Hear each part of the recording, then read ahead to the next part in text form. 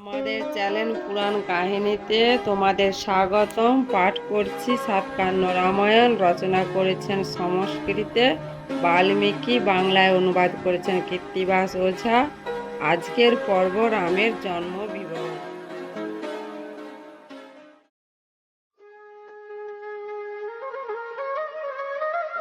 বৈকুণ্ঠপুরী সবার উপর লক্ষ্মী সহ আছেন তথা গদাধর, তথা অদ্ভুত বৃক্ষ দেখিতে সুচারু, যাহা চায় তাহা পায় নামকল্প তরু।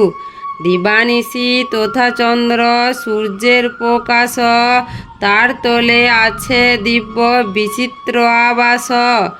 নেতপাট সিংহাসন উপরেতে তুলি, বিরাসনে বসিয়াছেন বনমালী। মনে মনে প্রভুর হইল অভিলাষ, এক অংশ চারি অংশে হইতে প্রকাশ। শ্রীরাম ভরত আর শত্রুঘ্ন লক্ষণ, এক অংশে চারি অংশ হইল নারায়ণ। লক্ষ্মীমূর্তি সীতাদেবী বসেছেন বামে, স্বর্ণছত্র ধরেছেন লক্ষণ শ্রীরামে। চামর ডুলান তারে ভরত শত্রুঘ্ন, জোড়হস্তে স্তব করে পবন নন্দন। ব্রহ্মাবাক্য শুনিয়া কহেন কৃত্তিবাস, সেই রূপ ইহাকালে হইবে প্রকাশ। যেই রূপে আছেন হরি গোলক ভেতর, জন্ম নিতে আছে 60,000 বৎসর।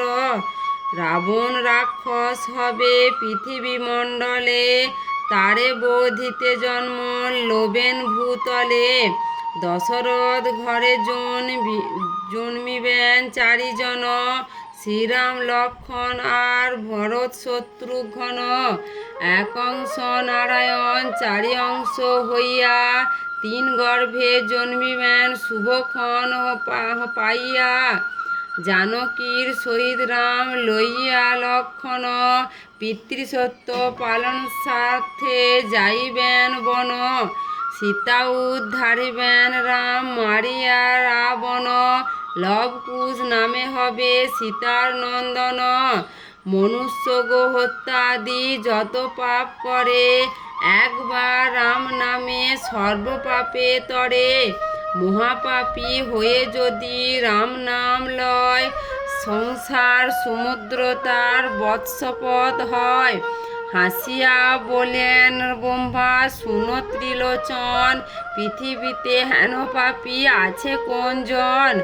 ধূর্ঝুটি বলেন মম বাক্য দেহ মন, পথমধ্যে মহাপাপী আছে একজন। তারে গিয়া রাম নাম দেহ একবার, তবে সে নিতান্ত মুক্ত হইবে সংসার।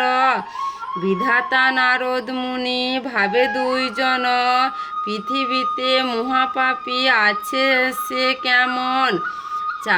চাবন মুনির পুত্র নাম রত্নাকর, দস্যুবৃত্তি করে সেই বনের ভেতর। বিরিঞ্চি নারদ দহে সন্ন্যাসী হইয়া, রত্নাকর কাছে দহে মিলিল আসিয়া। বিধাতার মায়ায় হইল রত্নাকর প্রতি, সেই দিন সেই পথে কারো নাহি গতি। উচ্চ বৃক্ষে চড়িয়া সে চতুর্দিকে চায়, ব্রহ্মা নারদের পথে দেখিবারে পায়। ভাবে মনে রত্নাকর লুকিয়া বনে, সন্ন্যাসী মারিয়া বস্ত্র লইব এই ক্ষণে। বিধাতা নারদ নহে যান সেই পথে, লোহার মুদগর তোলে ব্রহ্মারে বোধিতে।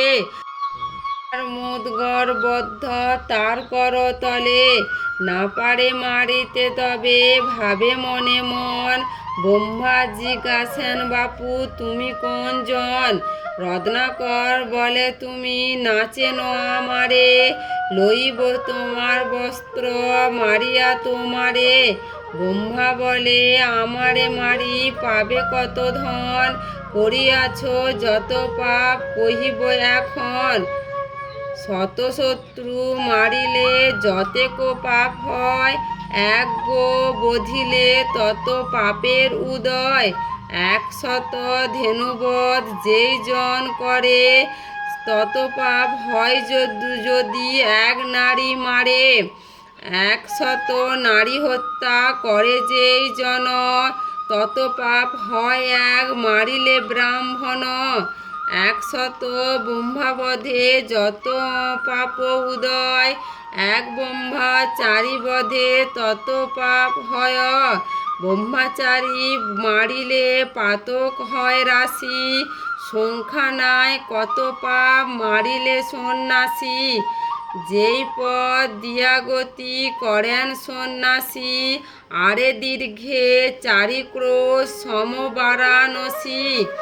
সেই পাপ করিতে যদি থাকে তব মন, কহ এতক পাপ কহিনু এখন।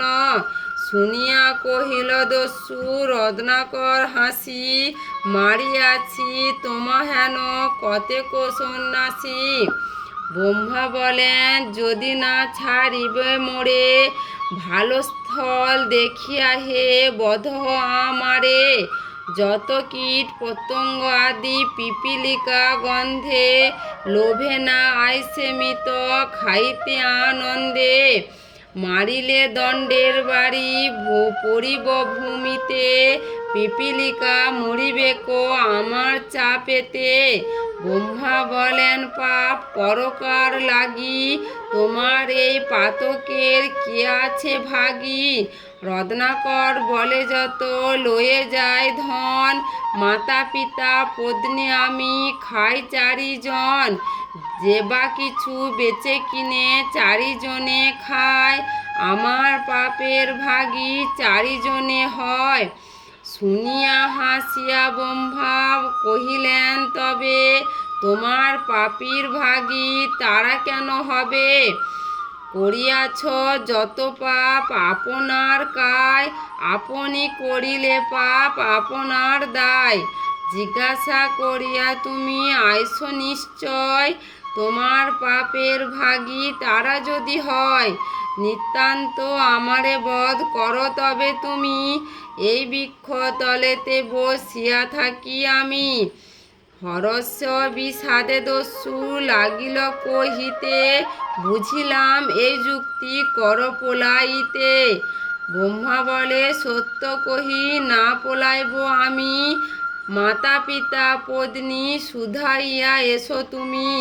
তৎপর যায় দস্যু ফিরে ফিরে চায়, ভাবে বুঝি ভাঁড়াইয়া সন্ন্যাসী পলায়।